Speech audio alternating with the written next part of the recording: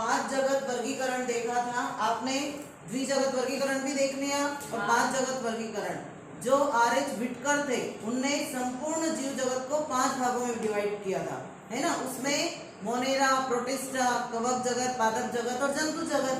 उसमें सबसे पहला जगत था मोनेरा जगत। कौन सा जगत? मोनेरा जगत को आप कैसे पहचानेंगे? मोनेरा जगत मतलब जीवाणुओं का जगत, बैक्टीरिया। उसमें बैक्टीरिया आते हैं सब प्रकार के। बैक्टीरिया अलग अलग प्रकार के होते हैं। हम कहते हैं ना विषाणु और जीवाणु। हम कहते हैं कि यहाँ पूरे वातावरण में विषाणु घूम रहे हैं। क्या घूम रहे हैं?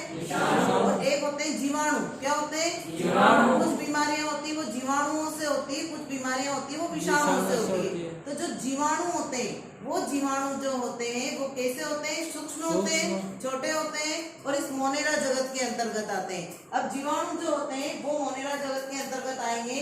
तो जीवाणु की क्या विशेषता होती है? ये प्रोकैरियोटिक होते हैं। प्रोकैरियोटिक मतलब अविकसित कोशिका, जिसमें किसी प्रकार के कोशिकांग पूर्ण विकसित नहीं होते।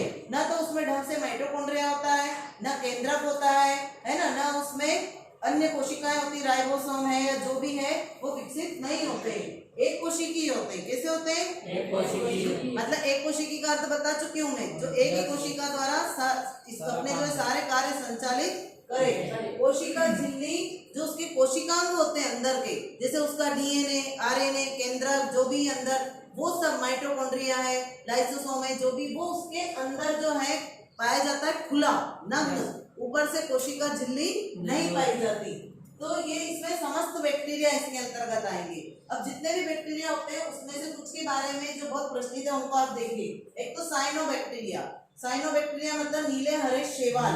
साइनोबैक्टीरिया ऑब्जेक्टिव में बहुत पूछा जाता है और कॉम्पिटिटिव एग्जाम में कि प्रथम प्रकाश संश्लेषी जीव का नाम बताओ।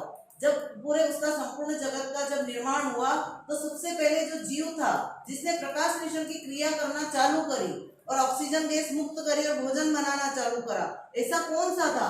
तो सबसे पहला प्रकाश संश्लेषी जीव था साइनोबैक्टीरिया, जिसने इसके अंदर क्लोरोफिल होता है जिसके कारण ये अपना भोजन बनाता है और ऑक्सीजन गैस मुक्त करता है। इसी कारण उस समय वातावरण ऑक्सीकारक हुआ होगा। उस समय वातावरण कैसा हुआ होगा? ऑक्सीकारक हुआ होगा। तो ये प्रथम प्रकाश संश्लेषी जीव जो है वो साइनोबैक्टीरिया है। इसका उदाहरण है एनाबीना, रिगुलेरिया, ये इसके एग्जाम्पल होते हैं। ध्यान रखना, प्रथम प्रकाश संश्लेषी जीव का नाम बताइए। साइनोबैक्टीरिया। तो साइनोबैक्टीरिया हो गया। अब है आर्कीबैक्टीरिया। आर्कीबैक्टीरिया जिसको कहा जाता है असाधारण परिस्थितियों का जीव। क्या अर्थ हुआ इसका? असाधारण परिस्थितियों का जीव, जैसे कोई जीव है उसको अपने लायक परिस्थितियां नहीं मिल रही है, हम ही है।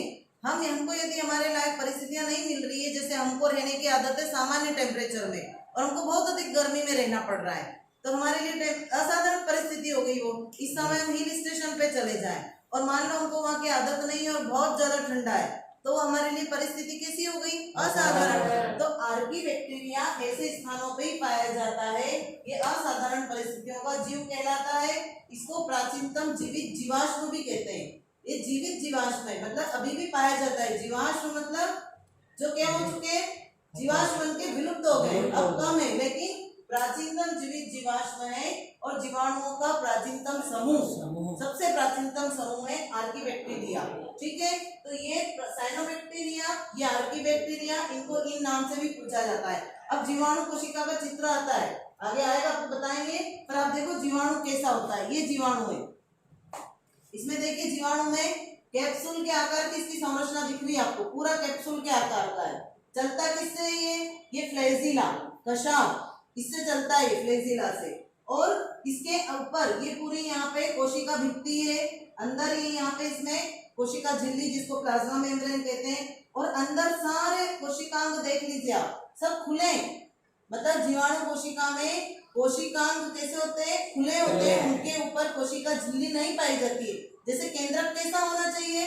बंद होना चाहिए, पर इसमें केंद्रक पूरा डेवलप ही नहीं है क्योंकि ये प्रोकैरियोटिक कोशिका है। तो यहाँ पे देखो आपको दिखेगा डीएनए, आरएनए, यहाँ लिखा हुआ है न्यूक्लियोइड, ये डीएनए बस एक धागे के रूप में। कैसा है? धागे के रूप में। बाकी ये दूसरे सारे ऑर्गन्स भी देख लीजिए आप, ये राइबोसोम है, ये एंजाइम है, ये इंटरनल मेम्ब्रेन है, ये मीसोसोम है, ये एमआरएनए, ये पोलिसोम है, ये सारी जो चीजें इसके अंदर होती है, इसके ऑर्गेनेल्स होते हैं, ये इसका साइटोप्लाज्म है। तो ये सब इसमें कैसे होते हैं, बिखरे हुए रहते हैं, झिल्ली रहित होते हैं, और इसमें किसी प्रकार की अंदर की कोशिकाओं के ऊपर कोशिका झिल्ली नहीं पाई जाती। तो ये प्रोकैरियोटिक के एक कोशिकीय है, और इसके जो कोशिकांग होते हैं वो सब कैसे होते हैं, झिल्ली रहित होते हैं। तो जीवाणु कोशिका का चित्र है, एग्जाम में केवल जीवाणु कोशिका का चित्र भी आता बनाने के लिए, कैप्सूल के आकार का बनाना है, मोनेरा के अंतर्गत ही आता है, और क्योंकि उसी में पाए जाते हैं जीवाणु, और यहाँ पे चलने के लिए इसे फ्लैजिलम होता है,